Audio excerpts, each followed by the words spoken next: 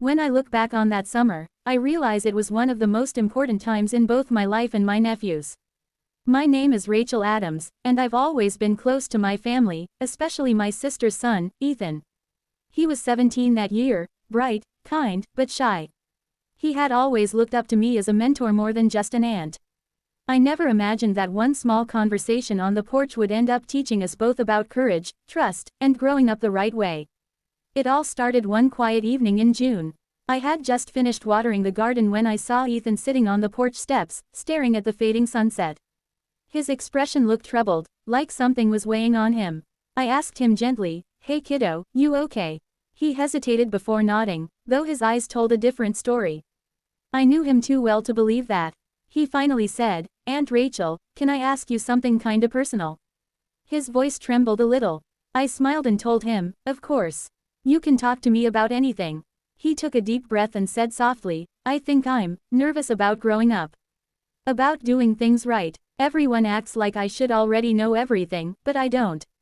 I could tell he wasn't talking about grades or sports or chores. He was talking about the confusing, emotional parts of life that come with being a teenager.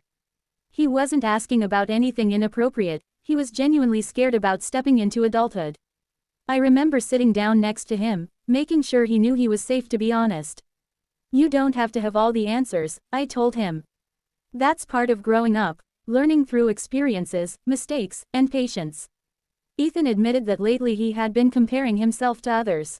Some of his friends bragged about things they had done, making him feel behind.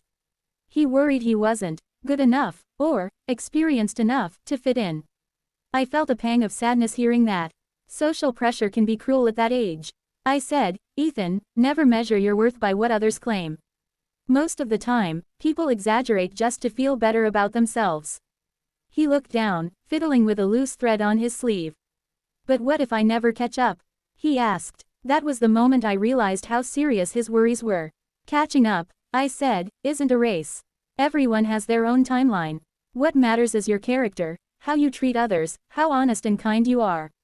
I told him that maturity doesn't come from experience, it comes from empathy and integrity. That night, we talked for hours. I shared stories from when I was his age, times when I felt lost and unsure.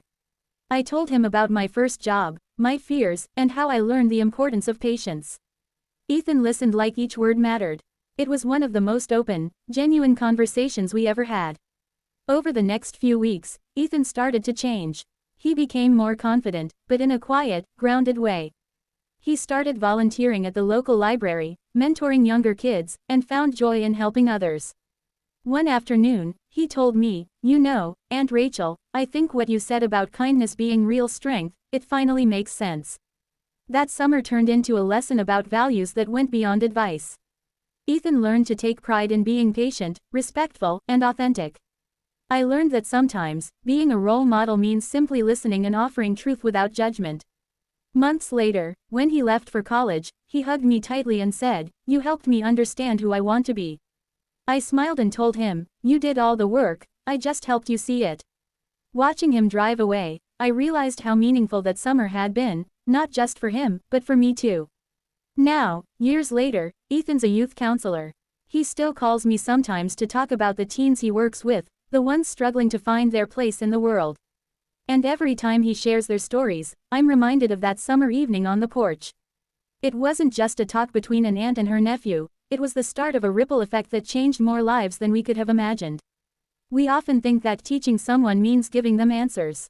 But I've learned that true teaching is helping them find their own. That summer, Ethan found his, and I found mine in seeing him grow into the kind, confident man he was always meant to be. And sometimes, that's the most powerful lesson there is.